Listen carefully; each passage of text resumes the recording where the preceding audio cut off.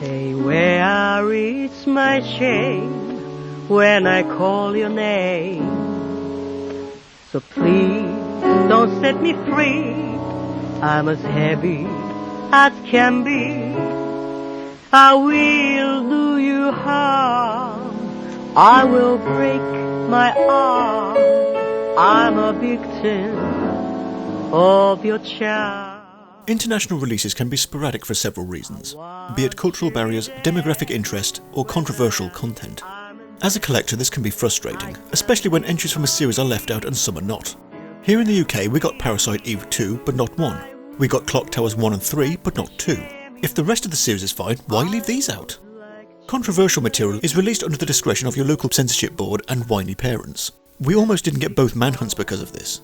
One game we did get, for a very brief time, was the survival horror Rule of Rose. And when I say brief, I mean brief. Upon release, misinformation began to circulate. EU officials, who had never actually played it of course, threw a hissy fit and said it contained obscene cruelty and brutality. So the UK and Australia/New Zealand versions were cancelled. But that was only for retail. Review copies had already been sent out and now they go for ridiculous prices. Brought to us by Punchline, a developer that made only one other game, Tulip. A bizarre little title that I currently don't have, but would like to cover at some point. Today we're looking at their second and final game. I have a copy, not a UK one sadly, but an American copy I bought along with an American PS2 whilst in America in 2010. Even though this is the most common version, it still goes for quite a bit now. I'm glad I got a copy while I did. I don't like knee-jerk reaction to something without a proper look first, but we'll take a proper look now.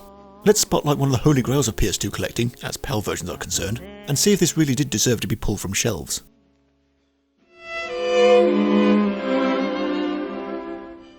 Once upon a time, there was Jennifer, a lonely girl on a lonely bus, travelling through the dark English countryside.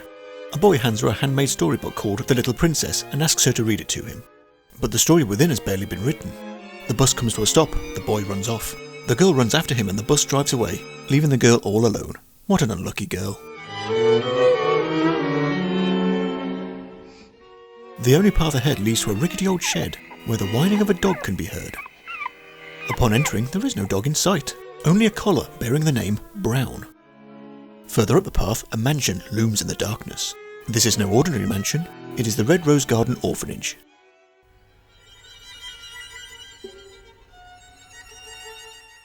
Once inside, all is dark and there is nobody around, save for a child's laughter.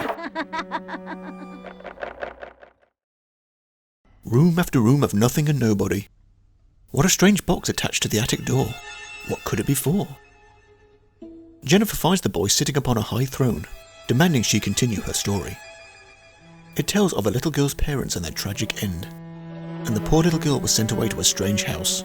At her new home, the Aristocrat Club lived by the Rule of Rose, but the little girl found herself very much alone. Looking up from the incomplete book, the boy had vanished and there was the sound of the dog once more. Following it down to the inner courtyard, Jennifer sees a lonely grave, and as if possessed, begins to dig. Unaware, masked children approach, declare her filthy, push her into the coffin and carry her away.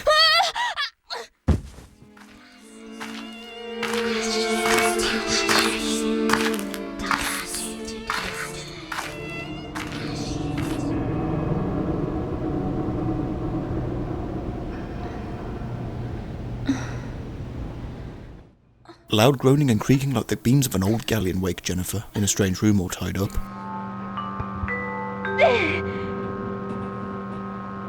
Good morning, Jennifer. How do you feel? Let's have a little chat, shall we?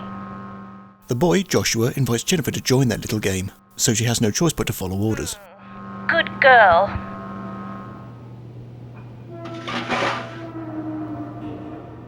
The bucket knight will record a tale and give subtle hints if stuck. The storage bin will store excess items, even when Jennifer is elsewhere.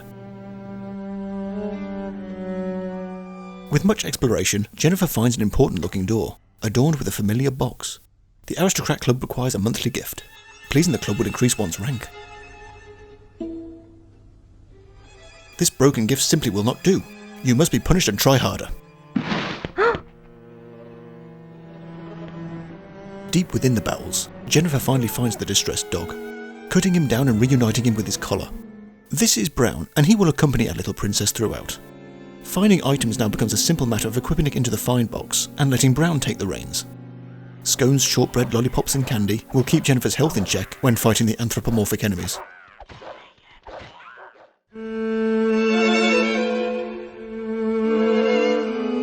Good news, my little princess. You have served the Aristocrat Club well with your offering. Amanda!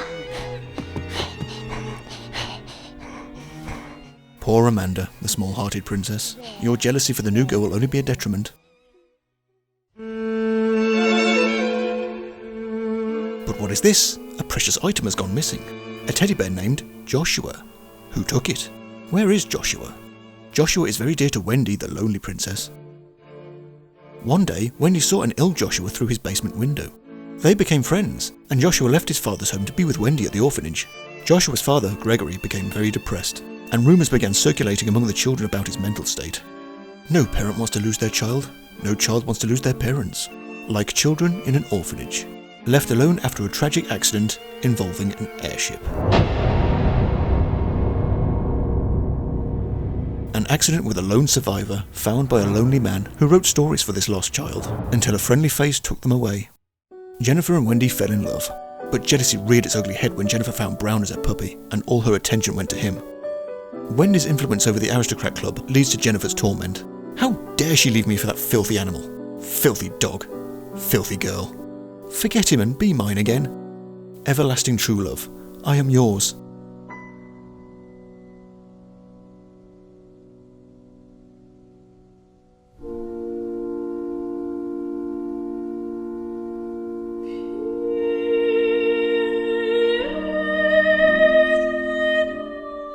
An ambitious title, not in scope, but in context. Portraying children in a psychological horror was a risky move, and Punchline paid the price. The European Censor Board wanted this shut down, and they almost succeeded. Even in territories where this was released, it's still not the easiest game to find. This was one of the hardest games to write about, because trying to explain the story, how it's presented, and its meaning will immediately spoil it. As the actual gameplay is concerned, there's nothing special here, it's pretty standard survival horror fare. The real challenge is the interpretation. This is the first time I've ever had to rewrite a script. The first one was like any other, but it just never felt right. Rule of Rose deserves respect. No jokes, no skits. Just like Jennifer, this was unfairly mistreated. As society becomes gradually desensitized, I think it's time to rescue this one from the wreckage.